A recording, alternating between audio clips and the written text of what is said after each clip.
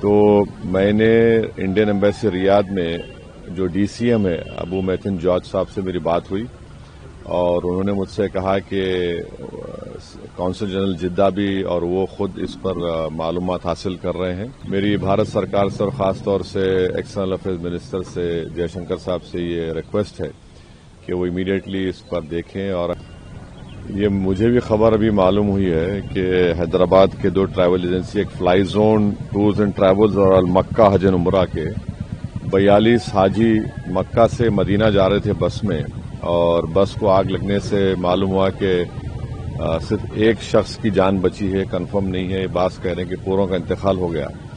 تو میں نے انڈین ایمبیسی ریاض میں جو ڈی سی ایم ہے ابو میتھن جارج صاحب سے میری بات ہوئی اور انہوں نے مجھ سے کہا کہ کونسل جنرل جدہ بھی اور وہ خود اس پر معلومات حاصل کر رہے ہیں اور جو بھی ضروری کارروائی کرنا ہے وہ کریں گے.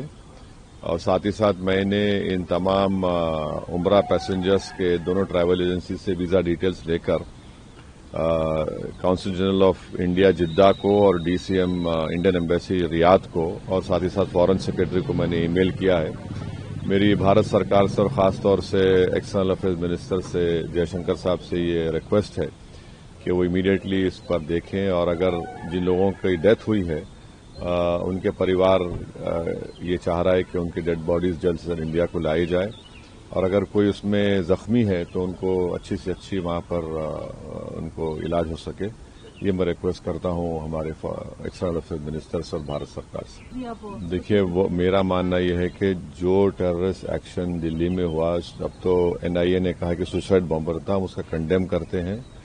ٹیررزم کی کوئی جگہ نہیں ہے، اس کا پوری طرح سے کنڈیم کرنا ہے. اور جس طریقے سے انہوں نے پلاننگ کی، کیلس کانسپریسی کی، یہ سب باتیں آ رہی ہیں، تو اس میں کھلی صاف طور پر ہم اس کا کنڈیم کرتے ہیں.